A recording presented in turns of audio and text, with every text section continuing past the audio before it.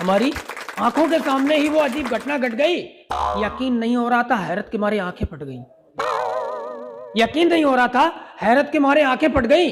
एक कोबरा नाग रेंगता हुआ आया और हमारे पड़ोसी नेताजी के पास आकर गिड़गिड़ाया। एक कोबरा नाग रेंगता हुआ आया और हमारे पड़ोसी नेताजी के पास आकर गिड़गिड़ाया। बोला, नेताजी 28 लोगों को डसने के कारण शरीर बेदम हो गया है। 28 लोगों को डस चुका हूं, ये शरीर बेदम हो गया है। मेहरबानी करके रिचार्ज कर दो, मेरा जहर का पैक खत्म हो गया है।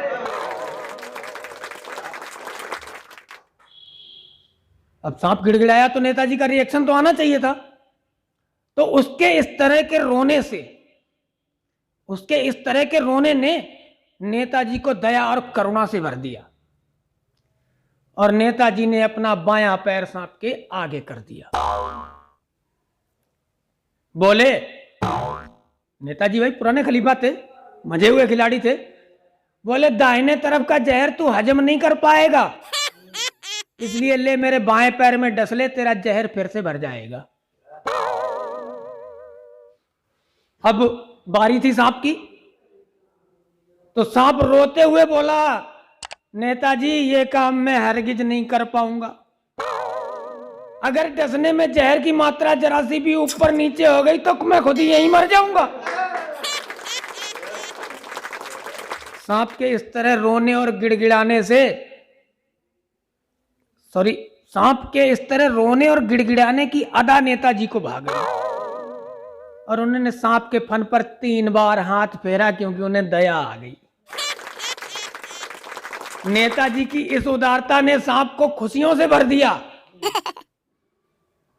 क्योंकि वो तो 28 दिन का ही पैक करवाने आया था, उन्होंने तो 84 दिन का पैक कर दिया। अब रिचार्ज होकर के सांप खुशी खुशी चल दिया। मेरे मन में सवाल था, तो मैं भी पीछे से लग लिया। थोड़ा आगे चलकर हमने उसे टोका और कुछ पूछने के लिए उसका रास्ता रोका। सांप पलटा, उसने फुसकार मारते हुए अपनी भौहों को चढ़ाया और मुझे भाग जाने की नसीहत दी और बहुत अड़काया। मैंने हाथ जोड़कर कहा कि हे नाग देवता, मुझे क्यों अड़काते हो, और तुम खुद जहर के भंडार हो, फिर इन नेताओं के आगे क्यों गिड़गिड़ाते हो।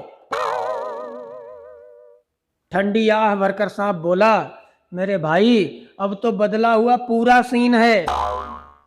ठंडी आह भरकर सांप बोला, मेरे भाई अब तो बदला हुआ पूरा ही सीन है, और मेरे कांटे का जहर भी है, दवा भी है, मगर इनके कांटे का ना जहर, ना मंत्र, ना दवा, ना वैक्सीन है। और अगली पंक्तियों में अगर इस कविता का सार आप तक पहुंच जाए तो आशीर्वाद दीजिएगा। सांप बोला कि हम जिसे डसते हैं उसकी रूह फना हो जाती है, हम जिसे डसते हैं उसकी रूह फना हो जाती है, मगर ये जिस बस्ती पर केवल फुसकार दें वो बस्ती तबाह हो जाती है। और सांप आगे बोला कि भाई साहब, हमारा जहर तो मंत्रों, दवाइयों और वैक्सीनों से उतर जाता है, मगर इनके कांटे का तो पीढ़ियों तक असर जाता है, और इसीलिए हम इनके आगे सर झुकाते हैं और अपना जहर का रिचार्ज हमेशा इन्हीं से कराते हैं। अपना जहर का रिचार्ज हमेशा इन्हीं से कराते हैं। बहुत